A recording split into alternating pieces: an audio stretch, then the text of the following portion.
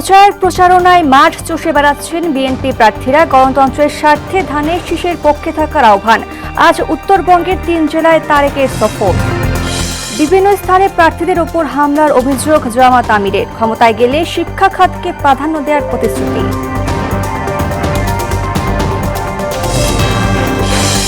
শেরপুরে বিএনপির সঙ্গে সংঘর্ষে জামাত নেতা নিহত, আহত 30 জন।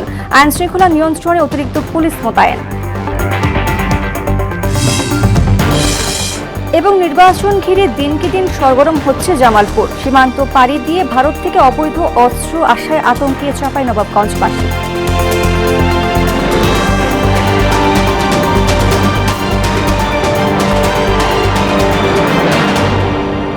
আসসালামু আলাইকুম, স্বাগত মোহনা সংবাদে। এতক্ষণ শুনছিলেন শিরোনাম, পুরো সংবাদের সঙ্গে আছি আমি আনিকা সুলতানা। ত্রয়োদশ জাতীয় নির্বাচন ঘিরে সারা দেশে প্রচার প্রচারণায় ব্যস্ত বিএনপি প্রার্থীরা। ভোটারদের দাঁড়ে দাঁড়ে গিয়ে দিচ্ছেন নানা প্রতিশ্রুতি। বুধবার ঠাকুরগাঁয়ে বিএনপি মহাসচিব মির্জা ফখরুল ইসলাম আলমগীর বলেন, প্রতিশোধের রাজনীতি নয়, দেশে শান্তি ও সহাবস্থান প্রতিষ্ঠা করা জরুরি। আর প্রতিপক্ষের সঙ্গে বিবাদে না জড়িয়ে গণতন্ত্র প্রতিষ্ঠায় লড়াই চালিয়ে যাওয়ার কথা বলেন ঢাকা ৮ আসনের বিএনপি প্রার্থী মির্জা আব্বাস। তানজিদ ভুঁইয়ার প্রতিবেদন। ত্রয়োদশ জাতীয় নির্বাচন ঘিরে সারা দেশে প্রচার প্রচারণায় ব্যস্ত বিএনপি প্রার্থীরা। বুধবার দুপুরে মতিঝিল ব্রাদার্স ক্লাব মাঠে গণসংযোগ করেন ঢাকা ৮ আসনের ধানের শীষের প্রার্থী মির্জা আব্বাস। এতে দলের থানা ও ওয়ার্ডের নেতাকর্মী সহ সহযোগী সংগঠনের কর্মীরা উপস্থিত ছিলেন। হাজার হাজার নেতাকর্মীর স্লোগানে মুখর হয়ে ওঠে মির্জা আব্বাসের গণসংযোগ। কেউ কেউ উস্কানিমূলক বক্তব্য দিয়ে গণতান্ত্রিক আবহকে বাধাগ্রস্ত করতে চায় বলে অভিযোগ করেন ঢাকা ৮ আসনের বিএনপি মনোনীত প্রার্থী। তাদের কাছে তাদের নিজের জন্য বলার কিছু নাই, শুধু বিএনপির বিরুদ্ধে কথা বলাই তাদের কাজ। অপপরিকল্পনা, একটা অসাধু উদ্দেশ্য রয়েছে। বাংলাদেশের জনগণকে তারা চিরতরে গোলাম বানিয়ে রাখতে চায়। তারা মনে করে এই দেশের মানুষের গণতান্ত্রিক অধিকার ঠিক রাখার জন্য একমাত্র বিএনপি একটি দল।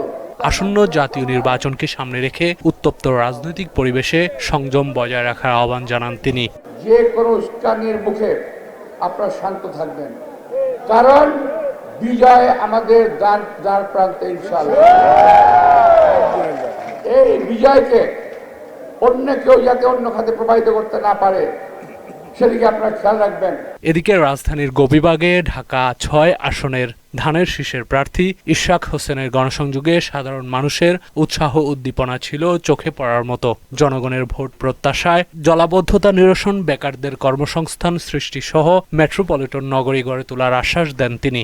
কর্মদক্ষ নতুন হাই স্কিল নেক্সট জেনারেশন করতে চাই, যারা ফ্রিল্যান্সিং এর মাধ্যমে, কন্টেন্ট মেকিং এর মাধ্যমে অনেক রেভিনিউ আর্ন করা সম্ভব। মাদকের একটা সমস্যা আমাদের এই ঢাকা শহরে রয়েছে, সেই মাদককে পুরোপুরি নির্মূল করে আমরা যথেষ্ট পরিমাণ খেলার স্থান তৈরি করতে চাই। মেট্রোপলিটন গভর্নেন্স সিস্টেম ইমপ্লিমেন্ট করা ছাড়া সমন্বিতভাবে সমস্যার সমাধান করা সম্ভব নয়। আর কক্সবাজার ১ আসনে ধানের শীষের প্রার্থী সালাউদ্দিন আহমেদ চকরিয়ায় নির্বাচনী প্রচারণায় অংশ নিয়ে বলেন, বিএনপির রাষ্ট্র পরিচালনার দায়িত্ব পেলে দেশের জনগণের সরকার প্রতিষ্ঠিত হবে। জনগণ মনে করে যে বিএনপির কর্মসূচি, বিএনপির পরিকল্পনা এবং বিএনপির রাষ্ট্র বিনির্মাণের যে সমস্ত চিন্তা ভাবনা, রাষ্ট্র ভাবনা, রাষ্ট্র চিন্তা, সেগুলো যদি জনগণ গ্রহণ করে তাহলে বিএনপিকে জনগণ ভোট দেবে।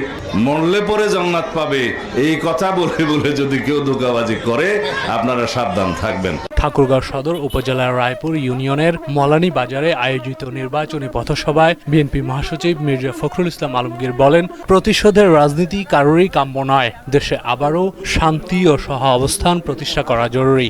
এবার একটা সঠিক ভোট হবে বলে আশা করতেছি আমরা। যার ভোট সে দিতে পারবে, যাকে খুশি তাকে দিতে পারবে। আসন্ন নির্বাচনে সবাইকে ধানের শীষ প্রতীকে ভোট দেওয়ার আহ্বান জানান মির্জা ফখরুল ইসলাম আলমগীর। ভোট দিতে যাবেন তো? তানজিদ ভুঁইয়া, মোহনা সংবাদ, ঢাকা। নির্বাচনী প্রচারণায় আজ উত্তরবঙ্গ সফরে যাবেন তারেক রহমান। তার আগমন ঘিরে সাজ সাজ রব রাজশাহীতে। সেখানে সমাবেশ স্থলের প্রস্তুতির বিষয়ে জানাতে যোগ দিচ্ছেন সহকর্মী মেহেদী হাসান শ্যামল। মেহেদী, রাজশাহীর মাদ্রাসা ময়দানের চিত্র এই মুহূর্তে কি দেখছেন?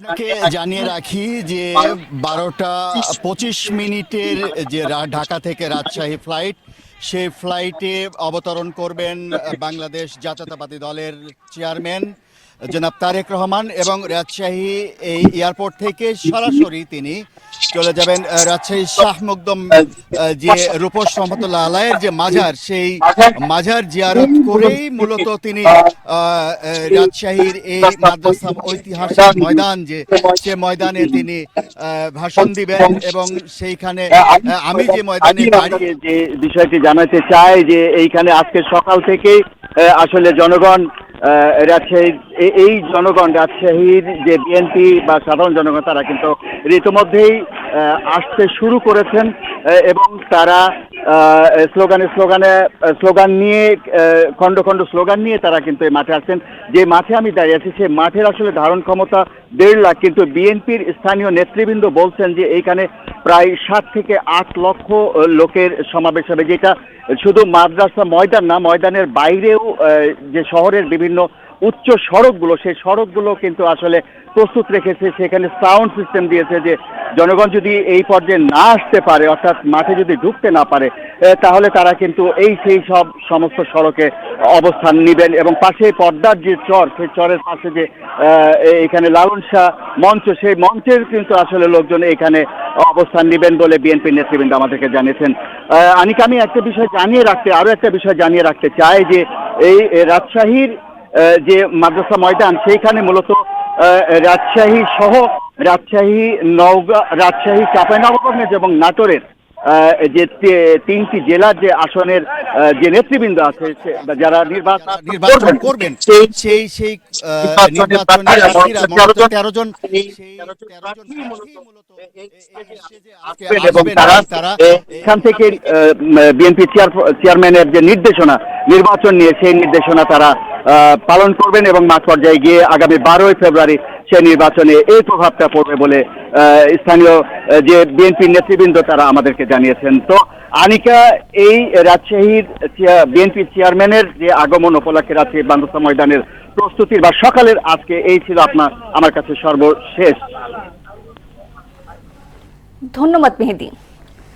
জামাত ক্ষমতায় গেলে শিক্ষা খাতকে প্রাধান্য দিয়ে অন্যান্য খাতকেও ঢেলে সাজানোর প্রতিশ্রুতি দিয়েছেন দলটির আমির ডাক্তার শফিকুর রহমান।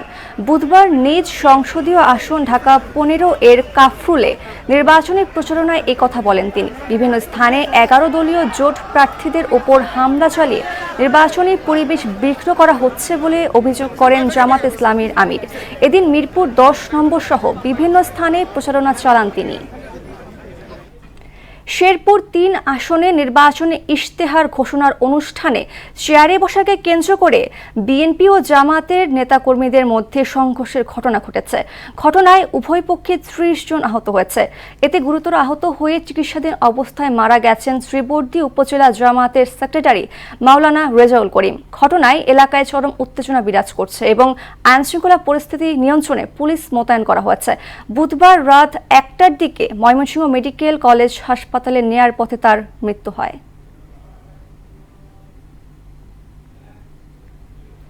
ভোটের প্রস্তুতির খবর।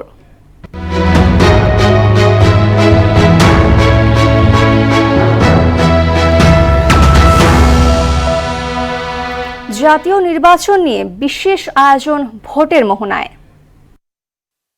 কেমন হবে নতুন বাংলাদেশ, কেমন হবে ভোটারদের প্রত্যাশা, কাদের হাতে বা উঠছে নতুন বাংলাদেশের চাবি, এসব প্রশ্নের উত্তর খুঁজতেই আমরা আজকে এসেছি মুন্সিগঞ্জের টঙ্গিবাড়ি উপজেলায়। সব স্থানে, হাটে ঘাটে, মাঠে, পথে প্রান্তরে কিংবা চায়ের দোকানে সবখানে চলছে নির্বাচনের আলোচনা। আমরা এখন জানবো ভোটারদের প্রত্যাশার কথা। আপনার কাছে একটু জানতে চাই, আপনার তরুণ ভোটার, কেমন বাংলাদেশ চান? অবশ্যই আমরা সুন্দর একটি বাংলাদেশ চাই, একটি স্মার্ট জেলা চাই, আমাদের এটাই আমাদের প্রত্যাশা। সকল যাতে আমরা সুন্দরভাবে ভোট দিতে পারি, এটা আমাদের ভোটারদের থেকে কাম্য, যে সুষ্ঠু একটি নির্বাচন হোক। আর সেই সাথে আমাদের সবার চাওয়া দেশের যে আইন শৃঙ্খলা পরিস্থিতি এটার আরও উন্নতি হোক। সামনে যারাই আসবে দেশের জন্য কাজ করবে তারা যেন আইন শৃঙ্খলার উপরে খুব জোর দেয় এবং প্রত্যেকটা মানুষের জীবন বিন্যাস যাতে তারা সুষ্ঠুভাবে সকল ধরনের হুমকি থেকে বাঁচাতে পারে, এটাই আমাদের প্রত্যাশা।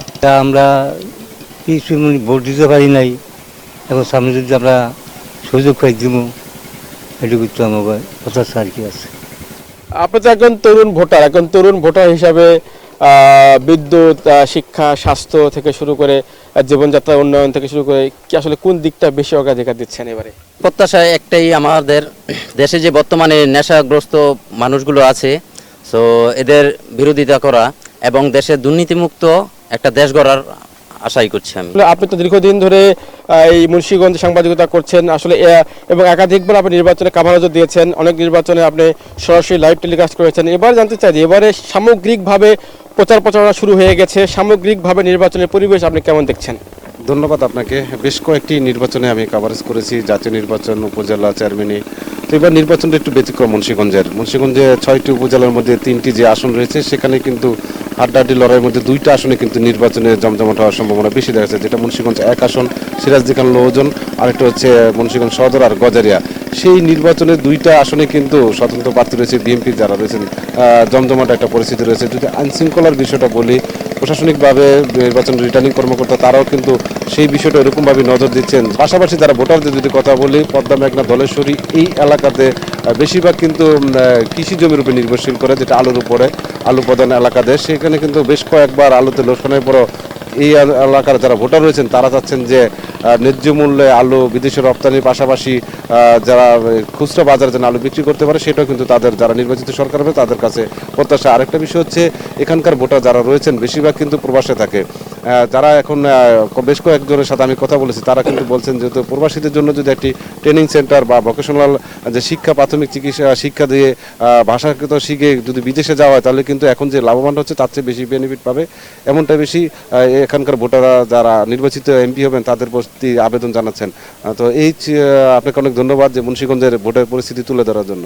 ধন্যবাদ আপনাকে। তৃণমূলে ভোটারদের প্রত্যাশা আগামী 12 ফেব্রুয়ারি নির্বাচন যাতে অবাধ, সুষ্ঠু, নিরপেক্ষ এবং অংশগ্রহণমূলক হয় এবং একটি ভোটেরও যাতে মূল্য থাকে সেটি কিন্তু তারা প্রত্যাশা করছেন। এখন দেখার বিষয় জবাব দেবে ব্যালটের বাক্স। আমরা অপেক্ষা করছি 12 ফেব্রুয়ারি পর্যন্ত। আগামী পর্বে দেখা হবে অন্য কোনো স্থান থেকে। ত্রয়োদশ জাতীয় সংসদ নির্বাচন ঘিরে দিনকে দিন সরগরম হচ্ছে জামালপুর। বিগত কয়েকটি নির্বাচনে উৎসবের আমেজ অনেকটাই ম্লান ছিল, তবে রাজনৈতিক পট পরিবর্তনের পর নতুন করে আশাবাদী হয়ে উঠেছেন ভোটাররা। শুধু কথার ফুলঝুরি নয়, প্রতিশ্রুতির বাস্তবায়ন চান ভোটাররা। মাহমুদুল হাসান রিয়াদের প্রতিবেদন জানাচ্ছেন তাসিন তারিন। 5টি পৌরসভা ও 41টি ইউনিয়ন নিয়ে গঠিত জামালপুরের এই 3টি আসন উন্নয়ন ও রাজনীতির দিক থেকে পুরো জেলার কেন্দ্রবিন্দু। এই 3 আসনে মোট ভোটার সংখ্যা 14,07,067 জন। এর মধ্যে পুরুষ ভোটার 6,99,040 জন, নারী ভোটার 7,08,013 জন এবং তৃতীয় লিঙ্গের 14 জন। এই 3 আসনে প্রতিদ্বন্দ্বিতায় রয়েছেন বিএনপি, জামায়াত ইসলামী, ইসলামী আন্দোলন বাংলাদেশ, জাতীয় পার্টি ও গণ অধিকার পরিষদের প্রার্থীরা। বিএনপির হেভিওয়েট প্রার্থীর বিপরীতে নতুন মুখ নিয়ে চ্যালেঞ্জে পড়েছে জামায়াত ইসলামী। বয়স ও পরিচিতির সীমাবদ্ধতা থাকলেও স্বল্প সময়ের মধ্যে বিভিন্ন কর্মসূচির মাধ্যমে সাধারণ ভোটারদের কাছে পৌঁছানোর চেষ্টা করছেন জামায়াত প্রার্থী ও তার সমর্থকরা। আসন ছাড় দিতে নারাজ জামায়াত, মাঠে নিজেদের অবস্থান শক্ত করতে চালিয়ে যাচ্ছে ধারাবাহিক প্রচারণা। নির্বাচিত হলে জনগণের এই সুযোগ সুবিধার দিকে আমরা লক্ষ্য রাখবো এবং যাতায়াতের সুব্যবস্থা করার ক্ষেত্রে আমরা কার্যকরী উদ্যোগ গ্রহণ করবো ইনশাআল্লাহ। আমাদের প্রত্যাশা আছে যে আমরা যদি নির্বাচিত হতে পারি, জামালপুরের সাথে যে ঢাকার সড়ক যোগাযোগ, রেল যোগাযোগ উন্নত করা, জামালপুরে নতুন কর্মসংস্থান সৃষ্টি করা। দোয়ায়, ভালোবাসায়, সমর্থনে ভোটে আমাকে পার্লামেন্টে কবুল করেন।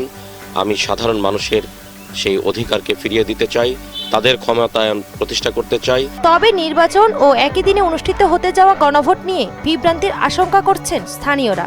আমি হ্যাঁ ভোট না ভোটে কিছু বুঝি না, হ্যাঁ দিলাম না কোন বিপদ হবো, না দিলে কোন বিপদ হবো, আর সরকার থেকে কোনো বোঝানো হয় নাই।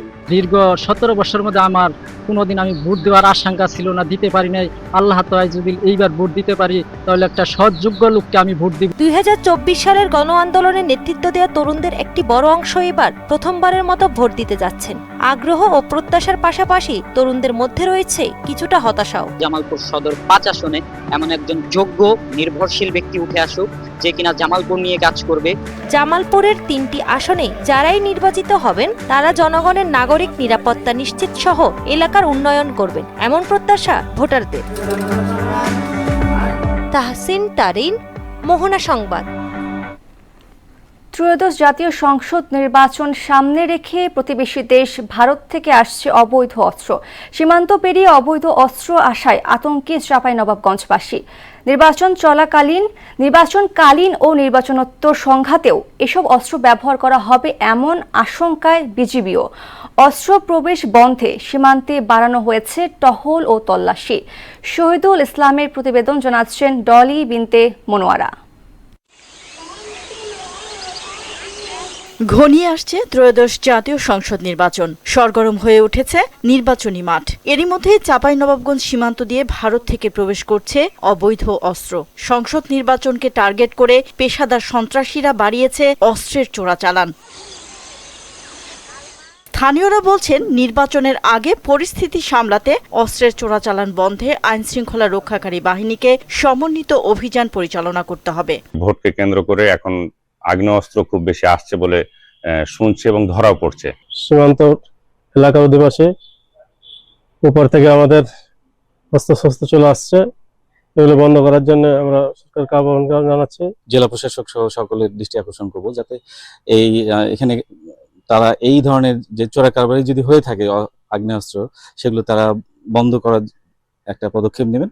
দুষ্কৃতিকারীরা দেশের অভ্যন্তরে নাশকতা সৃষ্টি করতে পারে জানিয়ে অবৈধ অস্ত্র প্রবেশ ঠেকাতে নানা পদক্ষেপের পাশাপাশি সীমান্ত টহল ও তল্লাশি বাড়ানো হয়েছে বলে জানায় বিজিবি। প্রাথমিকভাবে উদ্ধারকৃত অস্ত্রগুলি দেশের আভ্যন্তরীণ আইন শৃঙ্খলা বিঘ্নিত ও সন্ত্রাসী কার্যক্রমে ব্যবহার করার পরিকল্পনা রয়েছে বলে ধারণা করা হচ্ছে। অস্ত্রগোলাবর চলাচলের প্রতিরোধ ও দুষ্কৃতিকারীদের অনুপ্রবেশ ঠেকাতে বিজিবি সীমান্ত এলাকায় সার্বক্ষণিক নজরদারি এবং টহল কার্যক্রম জোরদার করেছে এবং জোরদার চলমান রয়েছে। আর অস্ত্রবাজদের তালিকা তৈরি করা হয়েছে জানিয়ে নির্বাচনের আগে পরে যে কোনো ধরনের সহিংসতা রোধে বিশেষ পরিকল্পনার কথা জানান অতিরিক্ত পুলিশ সুপার। যারা আসলে অস্ত্র ব্যবসার সঙ্গে জড়িত বা এই জাতীয় কর্মকাণ্ডের সাথে যুক্ত আছে তাদের তালিকা আমরা করেছি এবং আমাদের অভিযান অব্যাহত আছে। আমরা নিয়মিতভাবে অভিযান পরিচালনা করছি। চাঁপাইনবাবগঞ্জ সীমান্ত থেকে গেল 2 মাসে 11টি বিদেশি পিস্তল, 17টি ম্যাগাজিন এবং 50 রাউন্ড গুলি জব্দ করা হয়েছে। ডলি বিনতে মনোয়ারা, মোহনা সংবাদ। কিশোরগঞ্জের প্রাণ নরসুন্দা নদী ঘিরে সৌন্দর্য বর্ধনে ব্যয় হয়েছিল 110 কোটি টাকা, অথচ সেই প্রকল্পের 4 শতাধিক লোহার গ্রিল এখন উধাও। কাছারি বাজার থেকে মাছমহল ব্রিজ পর্যন্ত নদীর 2 পারে ওয়াকওয়ের পাশে শুধুই দাঁড়িয়ে আছে কেবল কংক্রিটের স্তম্ভ। ওমর সিদ্দিক রবিনের প্রতিবেদন জানাচ্ছেন মাহমুদা আক্তার।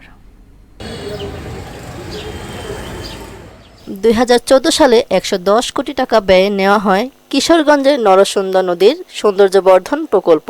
2016 সালে প্রকল্পের কাজ শেষ হলেও কাজের মান ও অর্থ লুটপাট নিয়ে ছিল নানা অভিযোগ। দীর্ঘদিন ধরেই লোহার গ্রিল চুরি হয়ে যাওয়ায় নিরাপত্তাহীনতায় ওয়াকওয়ে দিয়ে চলাচলকারী শিক্ষার্থী ও সাধারণ মানুষ। বিগত কয়েকদিন যাবৎ এই জায়গা থেকে বিভিন্ন ধরনের বহিরাগত লোকজন এসে বা চুরি ছিনতাইয়ের মাধ্যমে কিন্তু এই গ্রিলগুলো নিয়ে যাওয়া হয়। এই গ্রিলের বেড়াগুলো কে বা কারা এই প্রকাশ্যে বা এই আড়ালে আবডালের সবগুলো এই গ্রিলগুলো নিয়ে গেছে।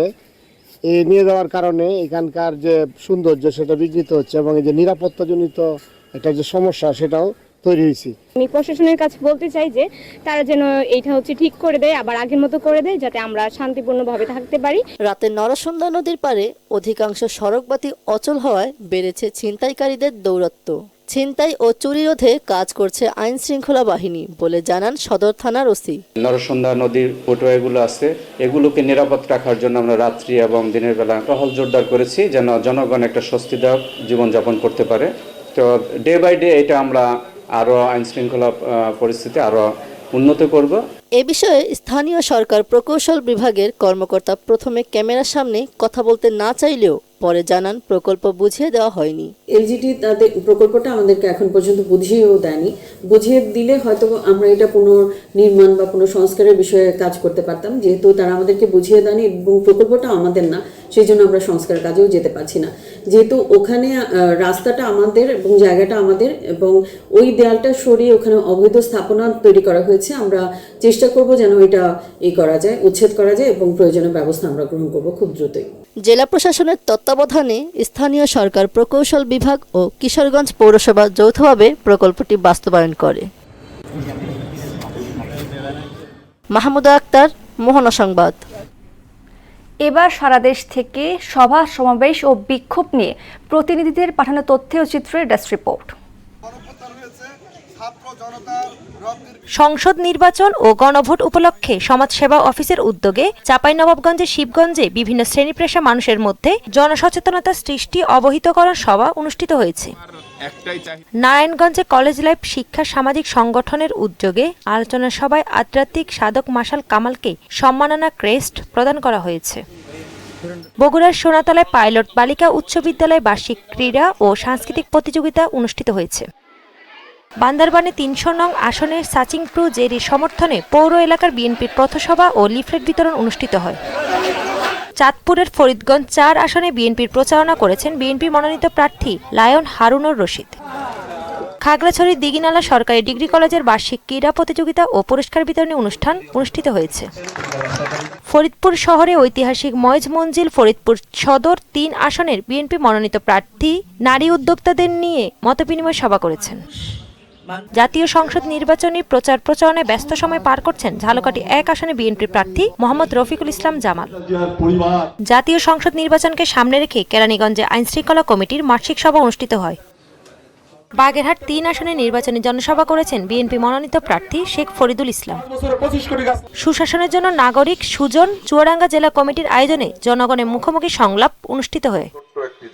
জাতীয় সংসদ নির্বাচনকে সামনে রেখে জামালপুর সদর ৫ আসনে ধানের শীষ প্রার্থীর প্রচার প্রচারণা করেন জেলা বিএনপির সভাপতি সহ অন্যান্য অঙ্গ সংগঠনের নেতাকর্মীরা। জয়পুরহাটের ৫ বিবিতে ধানের শীষের প্রার্থীর পক্ষে গণসংযোগ মিছিল ও পোস্টার বিতরণ করেন জেলা, উপজেলা ও পৌর যুব দলের নেতাকর্মীরা। সিরাজগঞ্জে সামাজিক সংগঠন আমিনা শেখ সমাজ কল্যাণ সংস্থার উদ্যোগে ৫ শতাধিক অসহায় ও সুবিধাবঞ্চিত মানুষের মাঝে শীতবস্ত্র হিসেবে কম্বল বিতরণ করা হয়েছে। ফরিদপুর শহরের কমলাপুর ঐতিহ্যবাহী শিক্ষা প্রতিষ্ঠান মহিজউদ্দিন উচ্চ বিদ্যালয়ের বার্ষিক ক্রীড়া প্রতিযোগিতা ও পুরস্কার বিতরণ অনুষ্ঠিত হয়েছে। ঠাকুরগাঁয়ে মন্দির ভিত্তিক শিশু ও গণশিক্ষা কার্যক্রমের শ্রেষ্ঠ শিক্ষক শিক্ষার্থীদের বার্ষিক ক্রীড়া প্রতিযোগিতা ও পুরস্কার বিতরণ অনুষ্ঠিত হয়। মেহেরপুরে গাংনীতে ৩ দিনব্যাপী কৃষি প্রযুক্তি প্রদর্শনী মেলার সমাপনী অনুষ্ঠান অনুষ্ঠিত হয়। ফেনী ১ আসনে নাঙ্গল মার্কায় ভোট দিয়ে বিজয়ী করার লক্ষ্যে ছাগলনাইয়ে দলীয় নেতাকর্মীদের সাথে মতবিনিময় করেছেন প্রার্থী মোতায়ের হোসেন চৌধুরী রাশেদ। লক্ষ্মীপুর ২ আসনে বিএনপি মনোনীত প্রার্থী আবুল খায়ের ভূঁইয়াকে নির্বাচিত করার লক্ষ্যে নির্বাচনী আলোচনা সভা অনুষ্ঠিত হয়। ব্রাহ্মণবাড়িয়া ২ সরাইল আশুগঞ্জ আসনে স্বতন্ত্র প্রার্থী ব্যারিস্টার রুমিন ফারহানাকে সমর্থনে সমাবেশ অনুষ্ঠিত হয়। নাটোরের সিংড়ায় ধানের শীষে ভোট চেয়ে গণসংযোগ করেন নাটোর ৩ আসনে বিএনপি প্রার্থী অধ্যক্ষ আনোয়ারুল ইসলাম আনু। বিএনপি মনোনীত সংসদ সদস্য প্রার্থী আলহাজ শাহজাহান চৌধুরী সমর্থনে পথসভা অনুষ্ঠিত হয়। তাহসিন তারিন, মোহনা সংবাদ। খেলার খবর।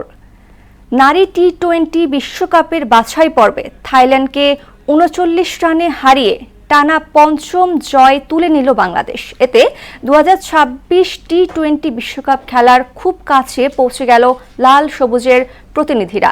নেপালের মূলপানি ক্রিকেট স্টেডিয়ামে সুপার 6 টস হেরে ব্যাট করতে নেমে জুয়াইরিয়া ফেরদৌসের ৫৬ ও সোবহানা মোস্তারির ৫৯ রানে ভর করে নির্ধারিত ২০ ওভারে ৮ উইকেট হারিয়ে ১৬৫ রান তোলে টাইগার্সরা।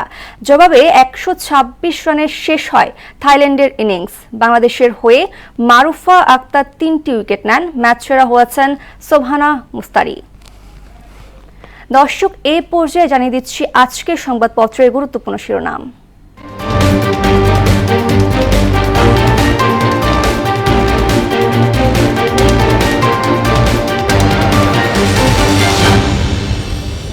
প্রথম আলো। সিলেট সুনামগঞ্জের ভোটের মাঠে সরব প্রবাসীরা। বিএনপি জামাত সংঘর্ষ, জামাতের নেতা নিহত। দৈনিক ইত্তেফাক, বাংলাদেশ জালিয়াতিতে বিশ্বে চ্যাম্পিয়ন বলেছেন প্রধান উপদেষ্টা। এনজিওতে নাকি রাজনৈতিক সরকারে আছি বুঝতে পারছি না বলেছেন পরিকল্পনা উপদেষ্টা। সমকাল, প্রশাসনের অনুষ্ঠানের সংঘর্ষে জামাত নেতা নিহত। ঋণখেলাপি নাম ছবি প্রকাশ করতে চায় ব্যাংকগুলো। বাংলাদেশ প্রতিদিন, সংঘাতে উত্তপ্ত ভোটের মাঠ, সমস্যায় জর্জরিত বেসরকারি খাত, দরকার সমাধানের উদ্যোগ।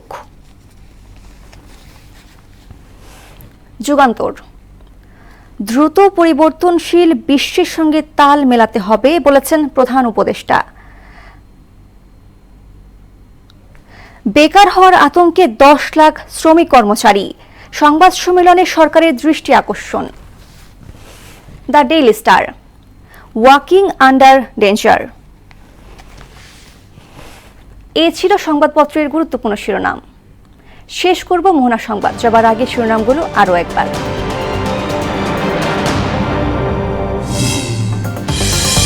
প্রচার প্রচারণায় মাঠ চষে বেড়াচ্ছেন বিএনপি প্রার্থীরা। গণতন্ত্রের স্বার্থে ধানের শীষের পক্ষে থাকার আহ্বান।